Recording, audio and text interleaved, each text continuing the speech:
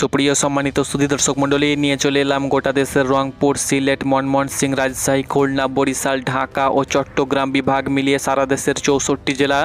অন্যদিকে ভারতের পশ্চিমবঙ্গ, আসাম ও ত্রিপুরার আবহাওয়ার সর্বশেষ পূর্বাভাস নিয়ে।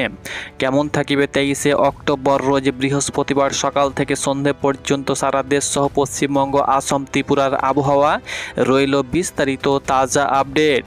দর্শক মণ্ডলী, আবারও কিন্তু বৃষ্টি নিয়ে বড় বার্তা দিয়েছে বাংলাদেশ আবহাওয়া অধিদপ্তর।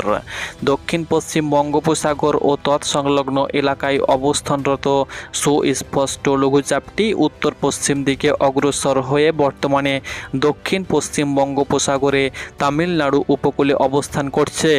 এটি আরও উত্তর পশ্চিম দিকে অগ্রসর হতে পারে।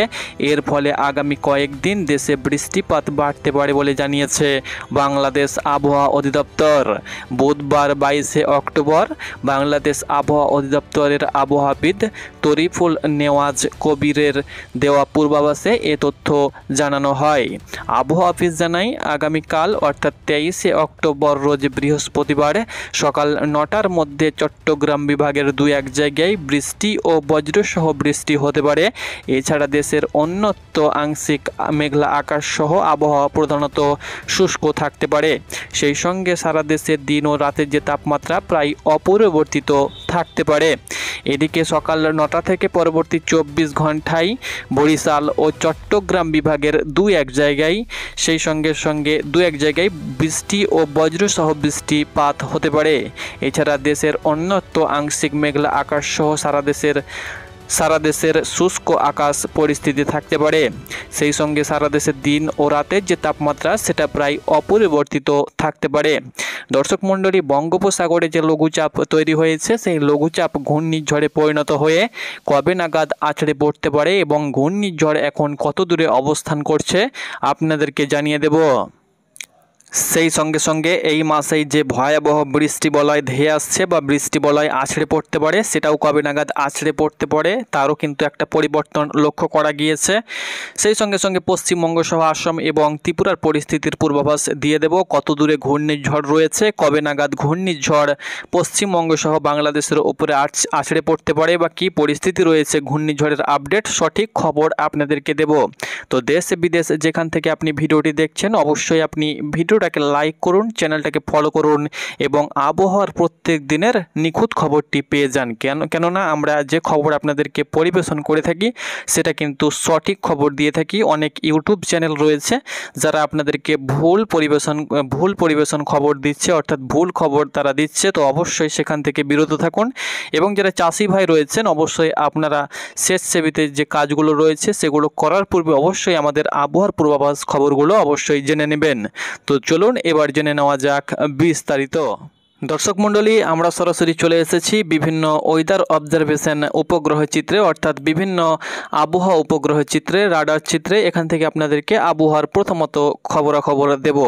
প্রথমত আমরা আজ রাত সহ বৃহস্পতিবার সকাল থেকে সন্ধে পর্যন্ত কোন কোন অঞ্চলে বৃষ্টিপাত হতে পারে সেটি প্রথমত আপনাদেরকে বলে দিচ্ছি। দর্শক মণ্ডলী, আপনারা অন দ্য স্ক্রিন লক্ষ্য করতে পারছেন সরাসরি আবহাওয়ার চিত্র আপনাদেরকে প্রকাশ করে দিচ্ছি। উপগ্রহ চিত্র দেখতে পাচ্ছেন। সারা দেশের আকাশ এই মুহূর্তে একদম পরিষ্কার রয়েছে। পশ্চিমবঙ্গ সহ বাংলাদেশের সারা দেশের আবহাওয়া পরিস্থিতি এবং এইদিকে আসাম সহ ত্রিপুরার আকাশ দেখতে পাচ্ছেন একদম পরিষ্কার রয়েছে। কোথাও সেরকম কোনো প্রকার মেঘমালা কিন্তু নেই, দেখতে পাচ্ছেন মেঘ কিন্তু নেই, একদম আকাশ পরিষ্কার রয়েছে, কোনো প্রকার মেঘ নেই। তবে দেখতে পাচ্ছেন উত্তর ভারত থেকে, অর্থাৎ দেখতে পাচ্ছেন এদিকে মহারাষ্ট্র, মধ্যপ্রদেশের উপর দিয়ে উত্তরপ্রদেশ হয়ে একটা কিন্তু মেঘমালা প্রবেশ করছে। এর ফলে কিন্তু বৃষ্টিপাত হবে, তবে এখন 2-1 দিন বৃষ্টিপাতের সম্ভাবনা নেই। দেখতে পাচ্ছেন আকাশ পরিষ্কার রয়েছে, কোনো প্রকার আজ রাত সহ পরবর্তী 24 ঘন্টায় বৃষ্টিপাত হওয়ার সম্ভাবনা নেই। তবে চট্টগ্রাম বিভাগের 2-1 জায়গায় বৃষ্টিপাত হতে পারে। কোথায় বৃষ্টিপাত হবে আপনাদেরকে আমরা সেটার পূর্বাভাস দিয়ে দিচ্ছি।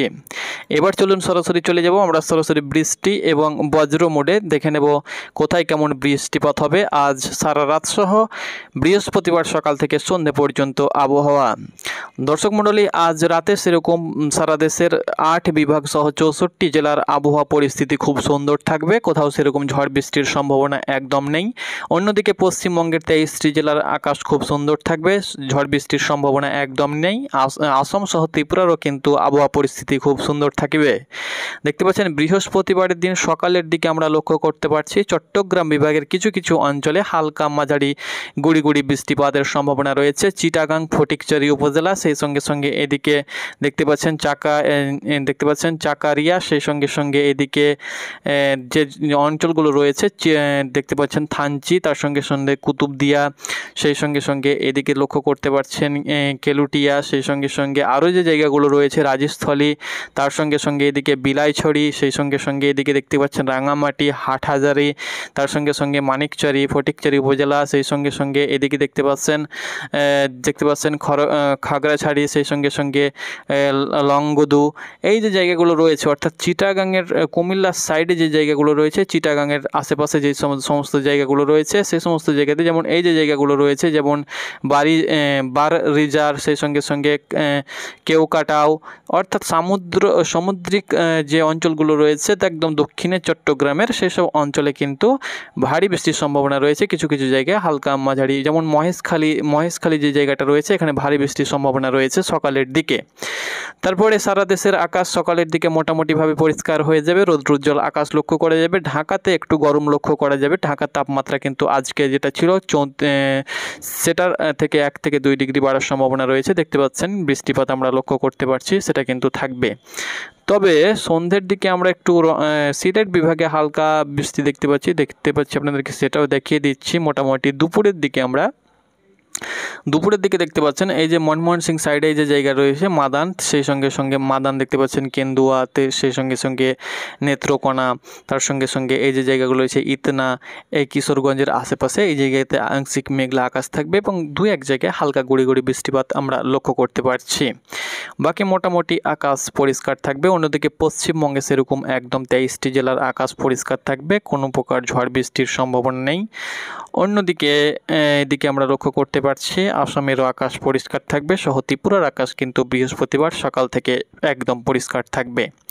এবার দর্শক মণ্ডলী আমরা চলে যাব সরাসরি বঙ্গোপসাগরের দিকে এবং বঙ্গোপসাগরের যে ঘূর্ণাবর্ত তৈরি হয়েছে সেটার আপডেট আপনাদেরকে দেব। দেখুন বঙ্গোপসাগরে যে ঘূর্ণাবর্ত তৈরি হয়েছে এক একটা পূর্বাভাস মডেল এক এক রকম আপডেট দিচ্ছে, তবে জিপিএস মডেল যেটা দেখাচ্ছে সেটা কিন্তু ঘূর্ণিঝড়ের পূর্বাভাস দিচ্ছে। তো জিপিএস মডেল থেকে আপনাদেরকে আপডেটটা দিচ্ছি, এক একটা মডেল পূর্বাভাস চিত্র এক এক রকম দিচ্ছে এবং আবহাওয়াবিদগণও কিন্তু আপডেট দিচ্ছে।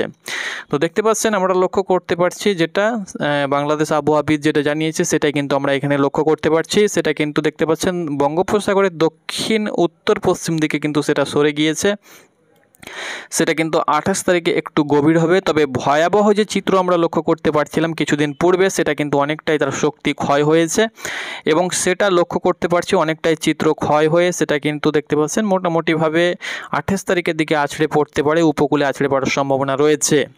তার প্রভাবে পশ্চিমবঙ্গ সহ বাংলাদেশে একটু হলেও কিন্তু বৃষ্টির সম্ভাবনা রয়েছে, তবে ভারী বৃষ্টির সম্ভাবনা নেই, ঝড় বৃষ্টির সম্ভাবনা রয়েছে। 28 থেকে 30 তারিখের মধ্যে প্রচুর পরিমাণে ভারী বৃষ্টি বলয় যেটা আমরা লক্ষ্য করতে পারছিলাম সেটা কিন্তু পশ্চিমবঙ্গ সহ বাংলাদেশে আছড়ে পড়বে। আপনারা অন স্ক্রিন দেখতে পাচ্ছেন, সরাসরি দেখতে পাচ্ছেন 28 তারিখ থেকে 27 তারিখ থেকে কিন্তু বৃষ্টিপাত শুরু হয়ে যাবে হালকা হালকা।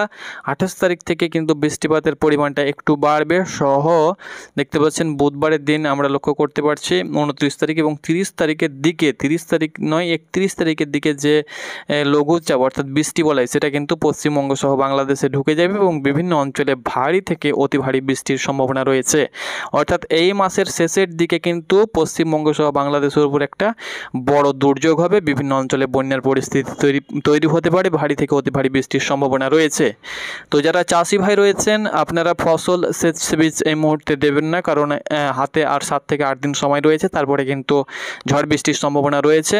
তো এই দুর্যোগটা কেটে যাওয়ার পরেই আপনারা কিন্তু বিভিন্ন ফসল যারা রয়েছে সবজি চাষ করেন বা যারা ধান চাষ করেন বা গম চাষ চাষ করেন বা যে যাই চাষ করেন না কেন, অবশ্যই আপনারা পরবর্তী সময়ে আপনারা বৃষ্টিপাতটি চলে যাওয়ার পরে আবারও যখন আকাশ পরিষ্কার হয়ে যাবে আপনারা সেচের কাজগুলো করতে পারেন। তবে এখন আপাতত আপনারা অবশ্যই বিরত থাকুন এবং আবহাওয়ার সঠিক পূর্বাভাস জানতে অবশ্যই চ্যানেলকে ফলো করুন। দর্শক মণ্ডলী, ঘূর্ণিঝড় যেটা রয়েছে সেটা কিন্তু খুব ভয়াবহ প্রভাব ফেলবে না, কারণ তার গতিটা অনেকটাই সে ক্ষয় করে ফেলেছে এবং সেটা কিন্তু বাংলাদেশে আছড়ে পড়ার সম্ভাবনা নেই। সেটা কিন্তু উপকূলের বিভিন্ন অঞ্চলে আছড়ে পড়তে এসে সেটা কিন্তু দুর্বল হয়ে যাবে। সারা দেশ সহ পশ্চিমবঙ্গে সেরকম কোনো প্রকার অতটা প্রভাব পড়বে না। তবে বৃষ্টি বলয় যেটা, তার লঘুচাপের যে বৃষ্টি বলয়, লঘুচাপ যেটা, সেটা কিন্তু সরাসরি পশ্চিমবঙ্গ সহ বাংলাদেশের উপরে এসে দুর্বল হয়ে যাবে। এর প্রভাবে প্রচুর পরিমাণে কিন্তু বৃষ্টিপাতের সম্ভাবনা রয়েছে এই মাসের শেষের দিকে। তবে আগামী 24 ঘন্টায় শুধুমাত্র চট্টগ্রাম বিভাগের দক্ষিণের কিছু কিছু অঞ্চলে হালকা মাঝারি গুড়ি গুড়ি বৃষ্টিপাতের সম্ভাবনা রয়েছে। বাকি বরিশাল, খুলনা, রাজশাহী, ঢাকা, তার সঙ্গে সঙ্গে ময়মনসিংহ, রংপুর এবং সিলেট বিভাগের আকাশের পরিস্থিতি একদম ভালো থাকবে এবং কোনো প্রকার ঝড় বৃষ্টির সম্ভাবনা নেই। অন্যদিকে পশ্চিমবঙ্গের উত্তরবঙ্গ সহ দক্ষিণবঙ্গের আকাশের পরিস্থিতি সুন্দর থাকবে। আসাম, ত্রিপুরারও কিন্তু আকাশের পরিস্থিতি ভালো থাকবে। কোনো প্রকার ঝড় বৃষ্টির সম্ভাবনা আগামী 24 ঘন্টার ভিতরে থাকছে না। পরবর্তী খবর নিয়ে আসছি খুব তাড়াতাড়ি। ততক্ষণ পর্যন্ত ভালো থাকুন, সুস্থ থাকুন। ধন্যবাদ।